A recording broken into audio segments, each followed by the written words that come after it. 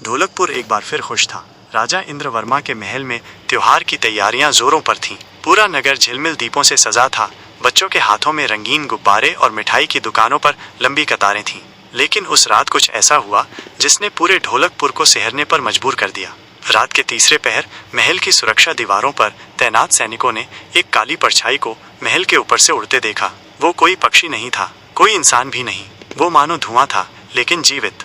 अगली सुबह राजा की राजमुद्रा और खजाने के कुछ हिस्से गायब मिले। हर कोई हैरान था, ये कैसे हुआ? राजा ने तुरंत घोषणा की, जो भी इस रहस्य को सुलझाएगा उसे इनाम मिलेगा। तभी दरबार के द्वार पर एक आवाज गूंजी, इस काम के लिए छोटा भीम और उसकी टोली तैयार है। छोटा भीम, चुटकी, राजू, कालिया, ढोलू भोलू और जग्गू ने महल का मुआयना शुरू किया। भीम ने जमीन पर काले राख के निशान देखे। चुटकी बोली, ये कोई साधारण चोर नहीं था, ये जादू जैसा कुछ है। जग्गू ने गंध सूंघी और एक दिशा की ओर इशारा किया, जंगल की ओर। भीम ने सिर हिलाया, तो हमें जंगल जाना होगा, जहाँ कभी कोई रात में नहीं जाता। जंगल में घना अंधेरा था, पर छोटा भीम की टीम तैयार थी। वहाँ उन्हें एक पुराना खंडहर मिला जिसमें अजीब सी हरियाली थी और बीचों बीच एक काली मूर्ति कालमाया।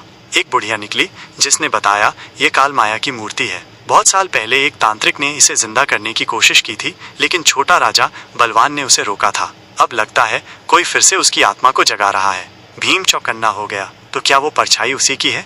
रात को जब सभी सोने लगे, परछाई फिर आई। इस बार वो किसी और चीज की तलाश में थी, एक प्राचीन काले ग्रंथ की।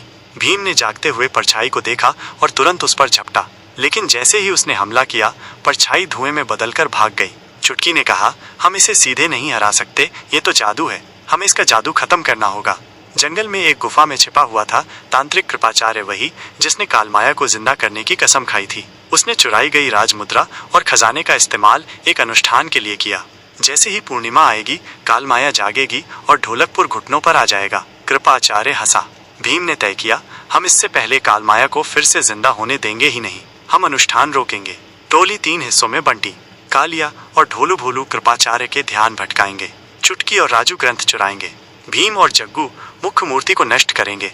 कृपाचार्य ने जैसे ही मंत्रों का उच्चारण शुरू किया, जमीन कांपने लगी, आसमान में बिजली कड़कने लगी और मूर्ति से काले धुएं की परछाई उठी। भीम ने तलवार निकाली और मूर्ति की ओर दौड़ा, लेकिन तभी परछाई ने उसे हवा में उठा लिया। चुटकी ने मंत्रों वाला ग्रंथ जलाया और जैसे ही ग्रंथ जला, परछाई चीख उठी। भीम ने आखिरी ताकत जुटाई और मूर्ति पर प्रहार किया। मूर्ति चटककर टूट गई। कालमाया की आत्मा एक तेज रोशनी के साथ हवा में विस्फोट हो गई।